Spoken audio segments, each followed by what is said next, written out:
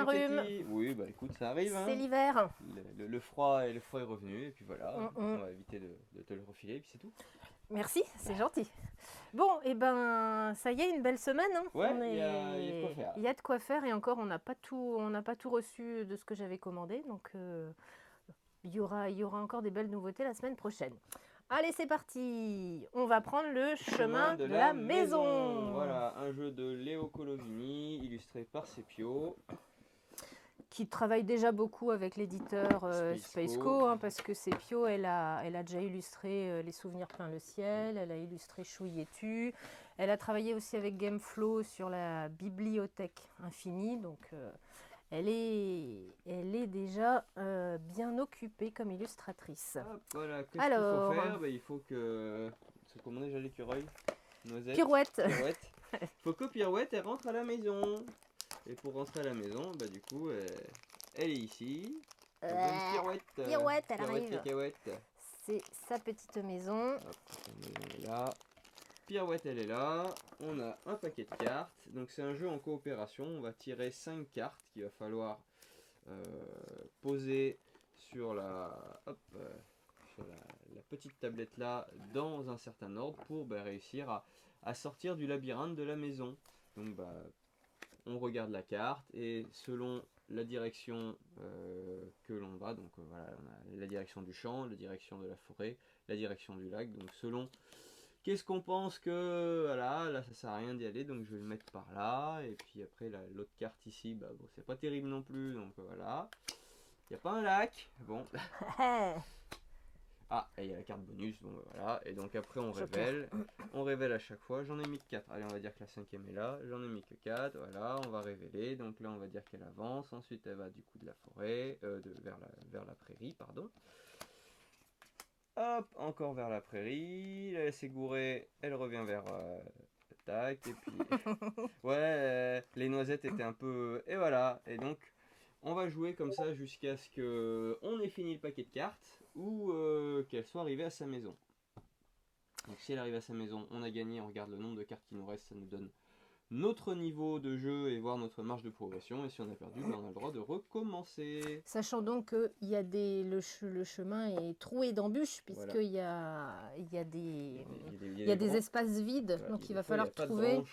Et elle peut sauter de temps en temps. Voilà, il y a des cartes sauts. On ne va pas faire une marche arrière. Comme j'ai fait hier. Donc c'est à la fois de la communication, mais non, parce qu'on peut pas communiquer. C'est essayer d'établir une connexion entre les gens pour essayer de voir du coup. D'imaginer par où on va passer En se au disant, mieux. je vais mettre une carte ici en me disant qu'il y aura des cartes meilleures qui tomberont avant et la personne qui tombera dessus aura l'idée de les mettre avant.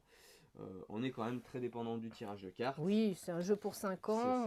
On est sur le jeu plaisir plaisant du labyrinthe, comme on aime bien ce genre de jeu. Plutôt sympathique et rageant, parce que hier soir, on est arrivé on était aux portes de la maison. à une case de la sortie. C'était un peu embêtant. Pirouette, elle a dormi dehors. Ouais. Donc voilà, le chemin de la maison, un jeu à partir de 5 ans pour 2 à 5 joueurs. Et la transition est assez dingue, puisqu'on va chez Pirouette à nouveau. Donc c'est un éditeur, une éditrice d'ailleurs, qui s'appelle Pirouette Cacahuète, qui fait des petits mémos. Bon, on va pas vous expliquer les mémos, hein. Et on avait déjà montré la collection. C'est des mémos qui sont malins, parce que ça va être donc l'animal et son empreinte, l'oiseau et sa plume, l'insecte et la fleur, l'arbre et sa feuille. Ouais, ah oui, j'ai oublié de le sortir. Et il y a un petit nouveau qui sort là, c'est les super pouvoirs des animaux super marins. Poissons, ouais, les animaux marins. Et donc celui-là, on s'est bien amusé, parce qu'on a découvert des trucs qu'on ne connaissait pas. Donc on peut raconter l'histoire d'un ou deux. Le poisson phare, il a fait notre soirée. Ouais, le poisson phare qui est là. Ouais, celui-là. Qu'est-ce qu'il a du coup, avec ses yeux bioluminescents, il fait peur aux prédateurs. Et on a découvert aussi la pieuvre noix de coco qui se cache dans une noix de coco. Bon. Ça, on ne connaissait pas. La prochaine fois que vous ouvrez une noix de coco, méfiez-vous, il y a peut-être une pieuvre à l'intérieur. Voilà. Donc c'est un mémo, mais c'est des mémos très joliment illustrés, fabriqués en France. Et avec qui amène un questionnement. Oui. Voilà, mais qu'est-ce que c'est que cet animal, qu'est-ce qu'il fait, etc. Très plaisant, familialement, intergénérationnel. Toujours chez les enfants, alors pareil, on va pas vous faire découvrir des grands jeux aujourd'hui, c'est les cherche et trouve. Donc l'intérêt là, c'est que c'est des mini cherche et trouve, donc qui s'emportent partout. C'est chez Jeannot avec une collaboration avec Hachette. Donc là, l'idée, on a une carte, on va lancer le dé, piocher un animal, et selon la face sur laquelle tombe le dé, on va nous dire de chercher peut-être 3 fois le lapin dans l'image, etc. Voilà. Bon, c'est des petits jeux que en général les enfants aiment bien, Oui, facile. observation, rapidité. Voilà, donc 2 thèmes. Ça permet aussi de se poser des questions sur c'est quoi cet animal. C'est l'animal et la ferme, c'est ça? Les animaux et la ferme. Ouais. Et dans la ferme, il y a des animaux aussi, mais pas les mêmes que... Oui. On reste dans des trucs très classiques puisque cette fois on va chez BioViva avec les Nouveaux défis défis nature. Défis nature, ça on vous les présente plus non plus. Voilà, on a des cartes avec différentes caractéristiques. Petit jeu de bataille, on décide sur quelles caractéristiques on joue ce tour-ci et celui qui a la plus grande valeur gagne. Donc, 3 nouveaux thèmes. Van Gogh. Bon, les illustrations sont évidemment magnifiques parce que c'est du Van Gogh. Après, c'est un peu petit, comme tu disais. forcément c'est frustrant parce que les images sont petites. Et puis après, le jeu des caractéristiques est un peu étonnant puisqu'on joue sur la taille du tableau. Donc, les couleurs. Le nombre de couleurs. Bon, celui-là évidemment splendide, hein, les animaux trop mignons. Et celui qui nous a fait nous arrêter pas mal hier. Jeux olympiques oblige celui sur les sports. Le sport, et on pourra y revenir un petit peu tout à l'heure puisqu'on est le 8 mars aux journée internationale du droit des femmes. Il y a une ligne caractéristique qui est intéressante, c'est le pourcentage de licenciées féminines dans le sport. Dans le sport en question. Ouais. Et c'est assez waouh. Ouais, il y a des sports, on s'attend pas à ce qu'il y ait autant de licenciés féminines, et puis il y en a d'autres, on pensait qu'il y en aurait plus quand même, vu la médiatisation de certains sports. C'est assez désolant. Il y a encore du boulot. D'où le 8 mars. Voilà. Allez, on passe à du plus sérieux, on passe chez les un peu plus grands, on va aller chez Balloon Pop, chez Yellow, donc avec... Un jeu de Mikko Punakalio et illustré par Paul Lane, Jerry Windenius et Markku Lane. C'est une localisation, je crois, d'un jeu de l'Europe du Nord. Ouais. Voilà. C'est Finlande ou j'ai pas regardé. Norvège ou j'ai mal travaillé. Europe du Nord. Un petit jeu simili Tetris, beaucoup aimé en termes de mécanique.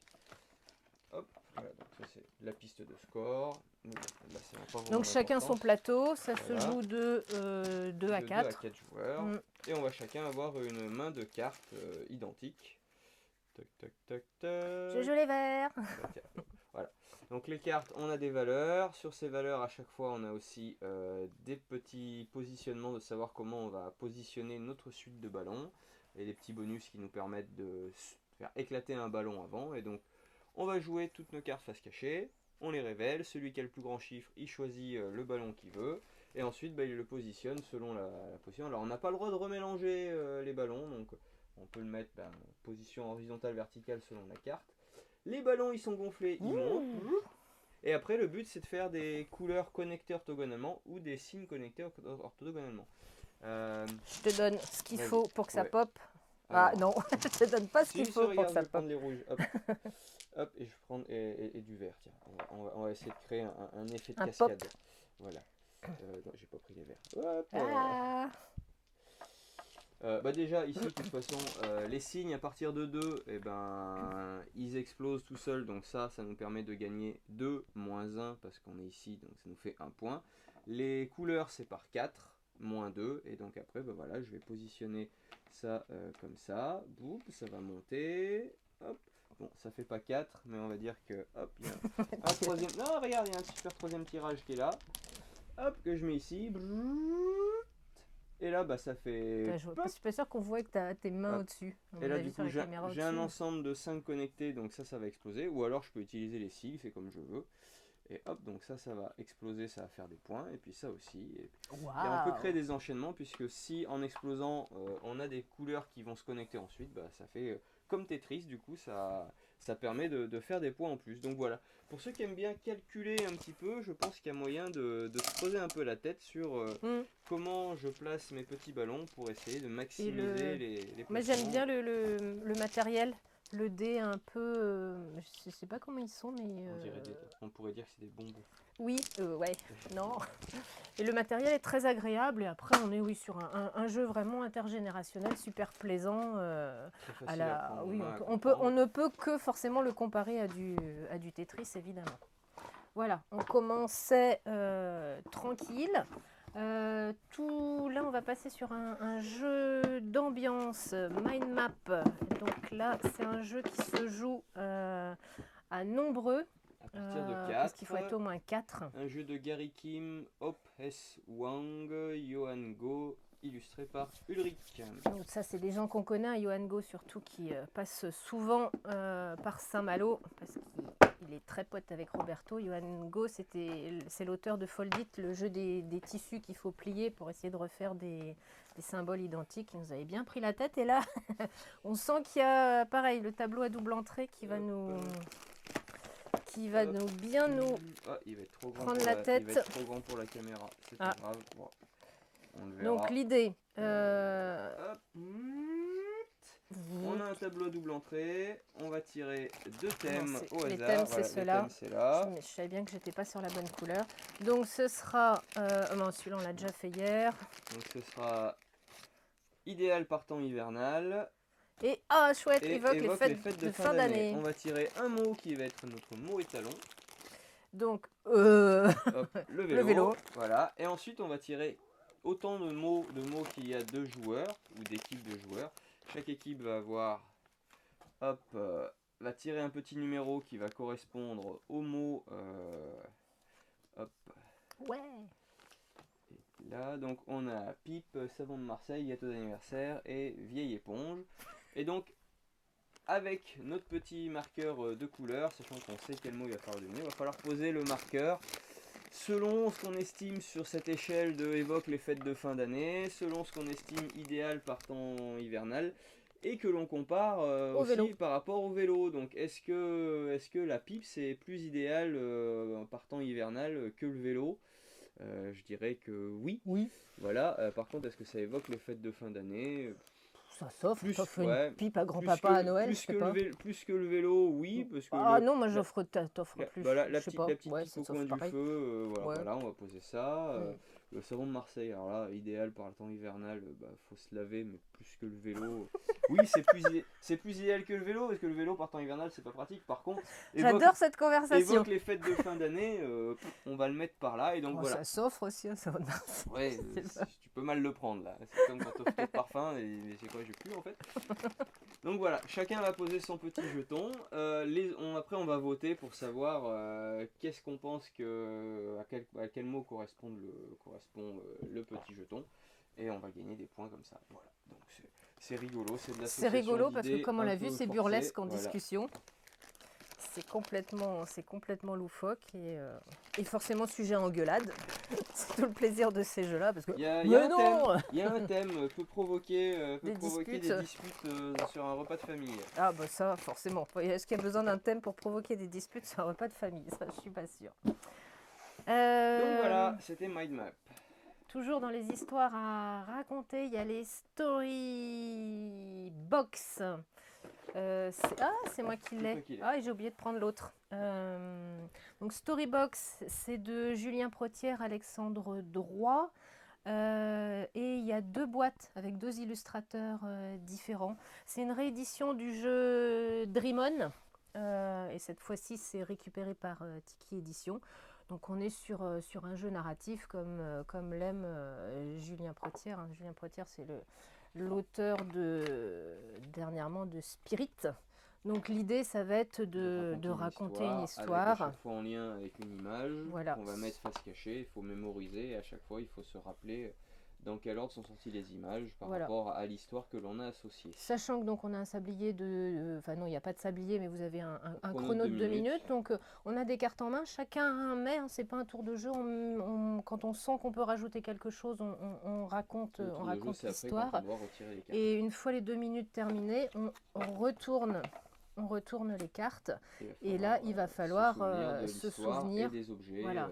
Sachant qu'il y a quelques indices pour nous rappeler, ça concerne un animal, ça concerne une personne. Et on peut demander de l'aide à d'autres personnes aussi, si jamais on n'est pas sûr. Voilà. Donc c'est joli jeu où on va s'inventer des histoires, se raconter des grandes aventures. C'est toujours plaisant, ça c'est des petits jeux sympathiques. C'est une belle idée de l'avoir réédité, retravaillé. Donc là, c'est Rêve et Cauchemar et il y a Aventure. Ouais. Alors, et une petite extension maintenant pour Cracklist. Donc Cracklist, hein, le jeu du petit bac que vous aimez beaucoup. Donc 160 nouvelles listes. Donc, ça permet de bien renouveler le jeu. Oui. Un jeu à deux. Un jeu à deux, il y en a plus d'un normalement. Ouais, tiens, je les ai mal. Ouais, j'aurais pas dû le mettre à ce moment-là de l'histoire. C'est pas grave, on va refaire l'ordre.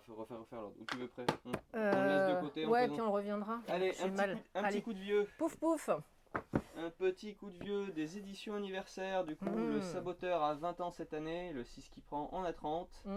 On a fait Cathy a fait ses devoirs, elle a quelques petites anecdotes. Pas du tout. Non, pas du tout. Je peux juste vous dire que les deux, c'est 5 millions de ventes. C'est Wolfgang Kramer, donc c'est un Monsieur Kramer. Hein, c'est Tikal, c'est plein de jeux. C'est le Monsieur grâce à qui je suis ici. Ça, c'est très clair. Monsieur grâce à qui le lutin existe. Ouais, ça c'est sûr. Saboteur, c'est Frédéric Moyersen. Pareil, 5 millions de boîtes vendues aussi. Donc ça, c'est des jeux qu'on ne présente plus. Il y en a eu des rééditions, des variantes. Et là, il y a une très jolie boîte du coup anniversaire qui sort pour ces deux jeux. Du coup, pour le 6 qui prend, il y a 4 ou 5 modes de jeu différents imaginés par des fans. Ouais, ça c'est rigolo comme idée. Voilà. Et sur le Saboteur, on a les cartes de championnat du monde. On a des cartes qui n'étaient encore jamais sorties, qui étaient en goodies sur des festivals et qui du coup ils ont mis là-dedans. Donc voilà, ça permet d'avoir une jolie petite boîte qui ferme, joliment faite, et puis avec du coup des mécaniques de jeu encore renouvelées. Voilà, si vous n'avez pas encore ces deux grands classiques, une jolie boîte anniversaire, voilà. C'est un bon cadeau. Donc maintenant on peut passer au jeu à deux. Non, il y a un exit. Il y a un exit avant, bon. Un nouvel exit, niveau confirmé.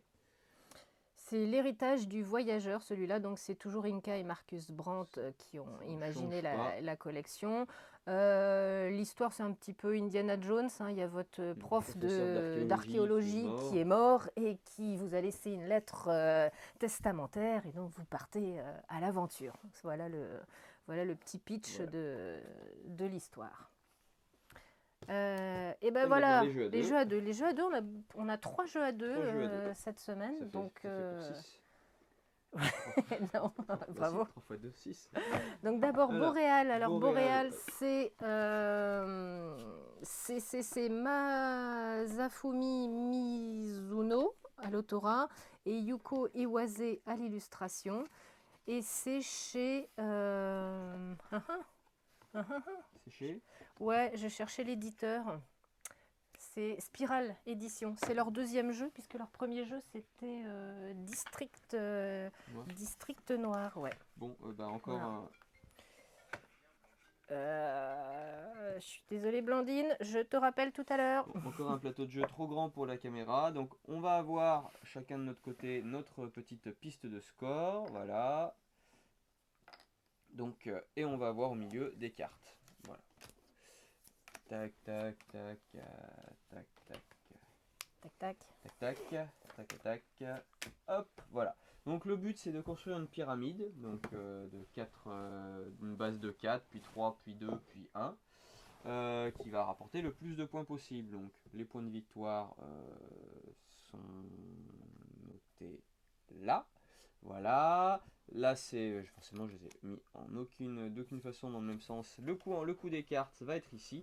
Et donc le but ça va être de jongler avec cette piste là qui va nous permettre d'avoir plus ou moins de ressources pour acheter des cartes, puisque de temps en temps on va avoir une carte qui nous intéresse mais elle n'est pas accessible parce que soit trop cher, soit notre petit curseur est là et donc on ne peut pas l'acheter, donc on peut la mettre en réserve.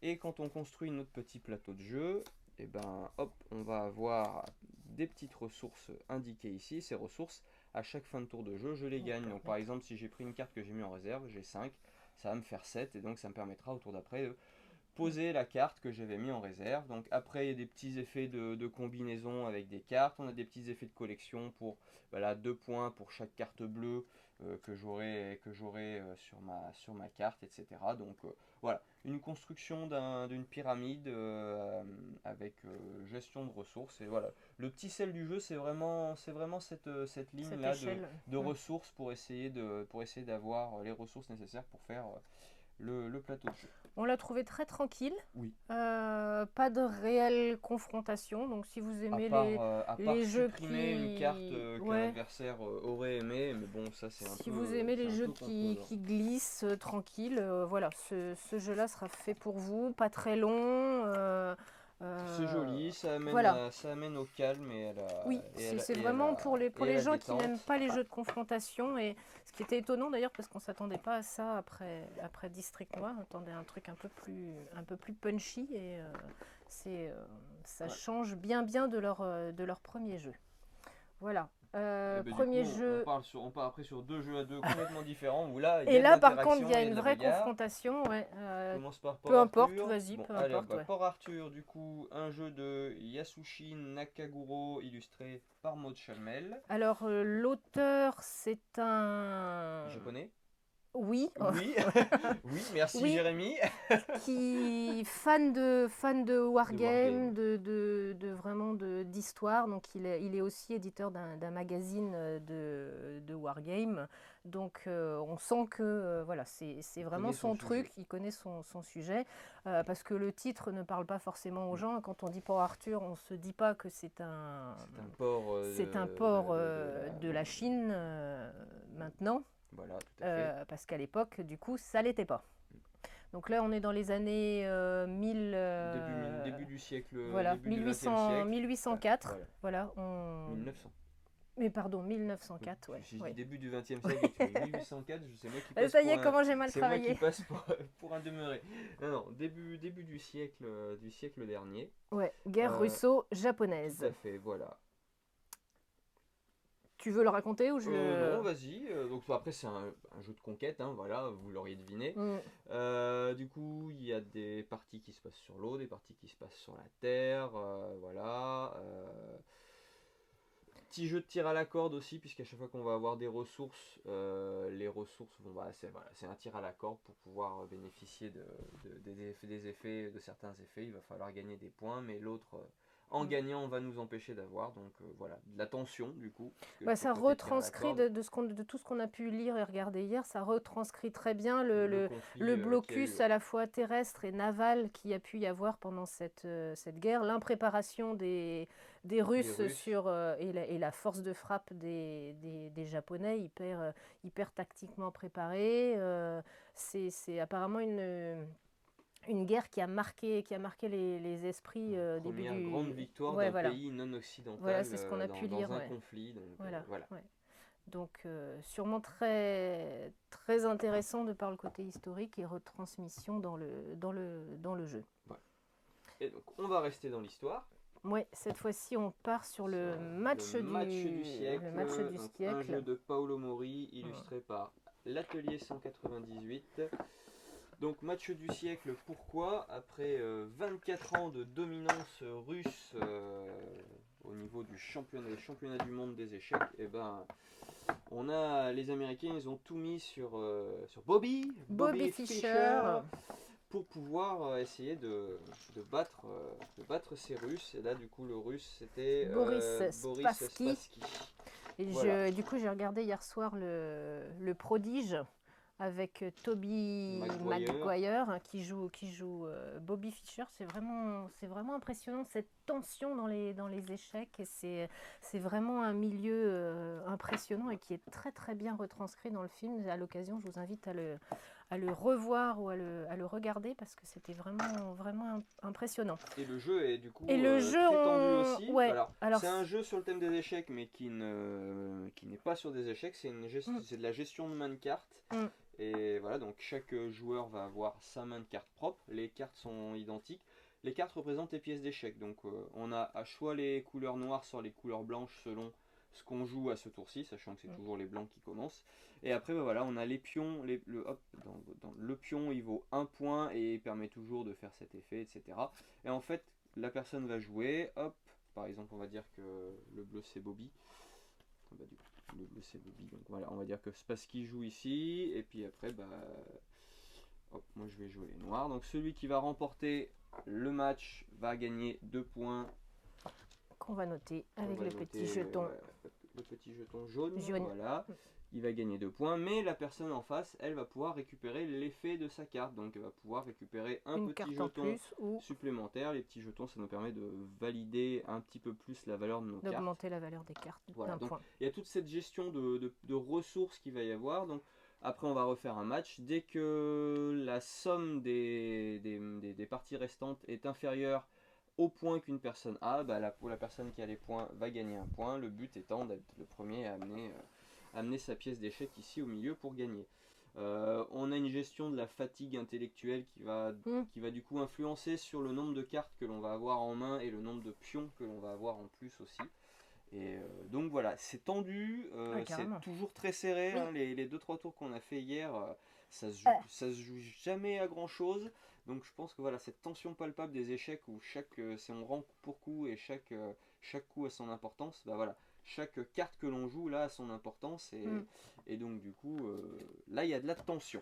Et on peut l'avouer, on n'est pas des grands joueuses d'échecs tous les deux. Tout à fait. Et on a pris grand plaisir à y jouer parce que ouais, même sans être dans l'univers des échecs, le jeu est vraiment très intéressant. Et la tension, moi j'étais impressionnée par la tension qui monte au fur et à mesure et qui retranscrit bien finalement ce que sans doute doit être un jeu d'échecs. Donc, au niveau éditorial, c'est plutôt rigolo. Ils ont mis des petites coupures oui, de presse. expliquant. On a des petites, des petits interludes avec qui expliquent des coups spéciaux aux échecs, des choses comme ça. Donc, pour la culture ludique, c'est aussi très intéressant. Chouette. Voilà.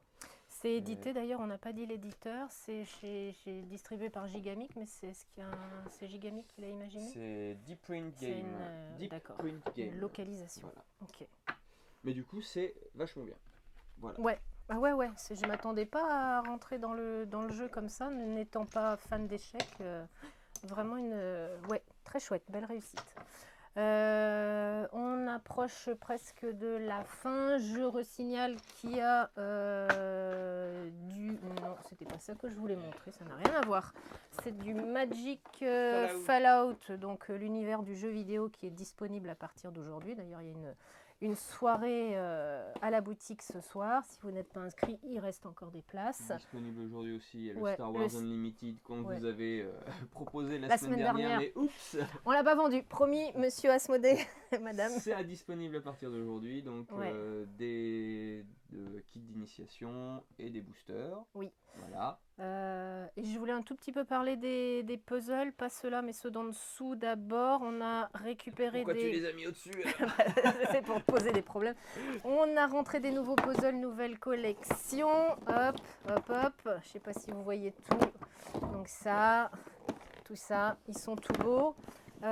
Et thématique puis, nature. Ouais, oui, carrément, ouais.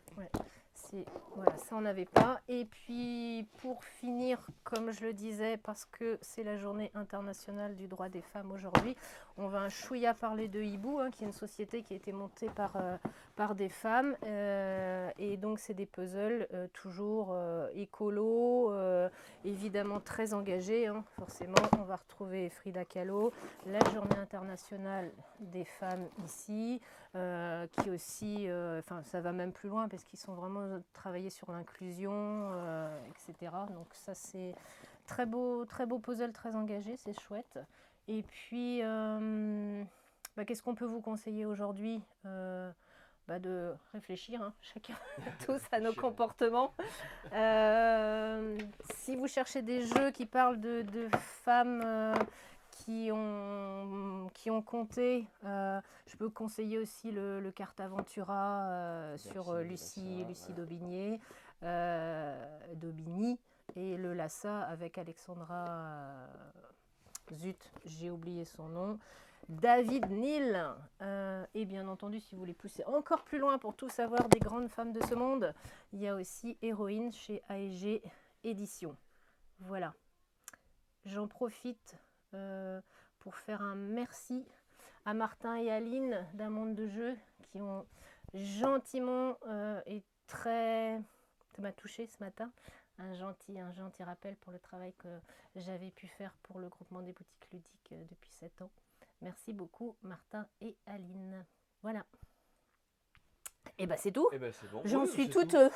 C'est tout, il y avait de quoi faire. Donc, Et ben on se retrouve la semaine prochaine et on est en retard. Il y a des gens qui frappent à la porte, donc oui, on va 10h05, ouvrir. on va ouvrir. Allez, à la semaine prochaine. Salut. Salut.